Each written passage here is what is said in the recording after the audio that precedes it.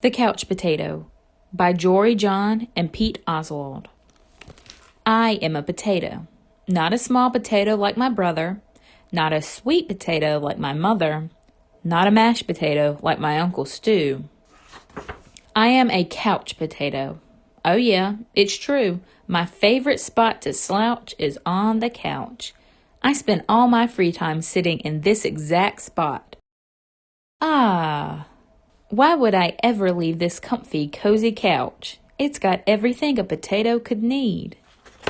See, I have this, and this, and this, and one of these, and those, and this, and that, and these. Oh, and this. Check it out. This button activates a gadget that fetches me snacks whenever I want.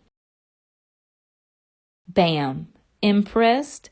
And I don't even have to move an inch. Much easier than going to the kitchen.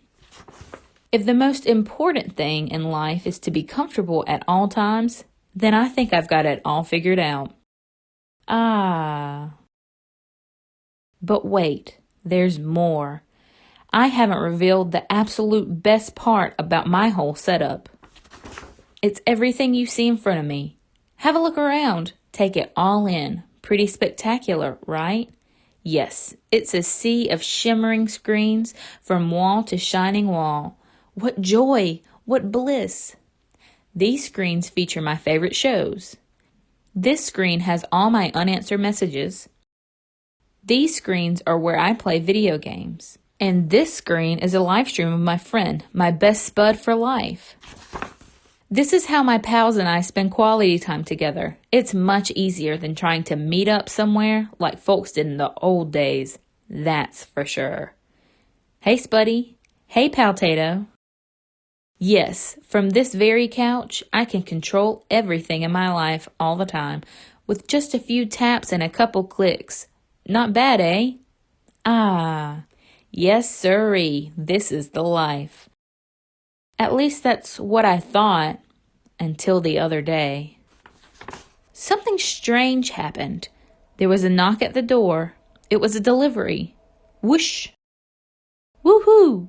It was my newest device, a video camera that would allow me to watch myself react while I was watching all my favorite shows. All I had to do was plug it in, and my room, nay, my kingdom, would be complete. But suddenly, pew! Everything went dark. Look out, coming through. Whoops, oof, ow, whomp. I made it to the window. I pulled back the curtains. The sun seemed brighter than I remembered. There was nothing better to do, so I decided to take my dog, Tater, for a walk. Outside. It had been a while. Everything was so vivid, like high-resolution 156-inch curved screen, but even more realistic. Something smelled fresh. After a few moments, I realized that it was the air. I heard a noise, some chirps, a ringtone perhaps? But no, I looked up to see some birds. I wandered down the street from block to block and across the neighborhood. Eventually, I found a park with a hill. There was a massive tree on top. It looked like a desktop background, only it was real. Neat. I leaned against the tree. It wasn't as comfortable as my couch, not even close. But after a while, it wasn't so bad. Any worries about my power outage and what I might be missing drifted away. I wasn't thinking about my favorite shows or my unanswered messages or anything else, really.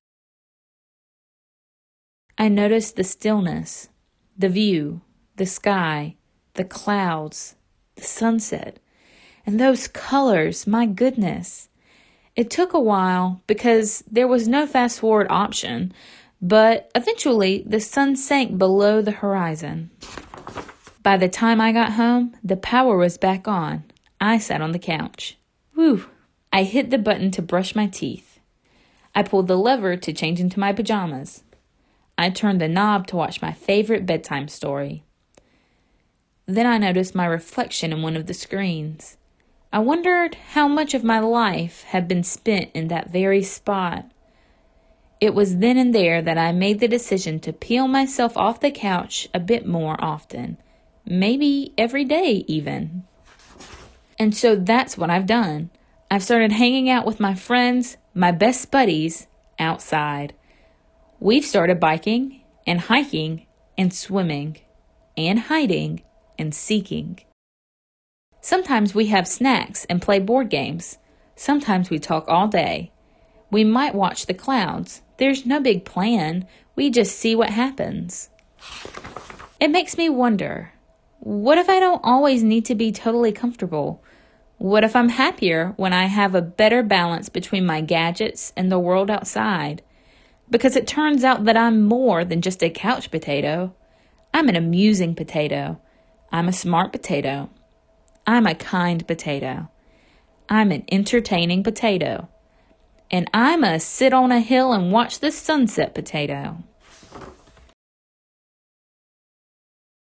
Yes, there's a great big world out there, and I want to be a part of it, in person. But don't get me wrong, at the end of a long day, after I've run and played and talked and laughed with my friends, I still think it's awfully nice to slouch on the couch. Ah,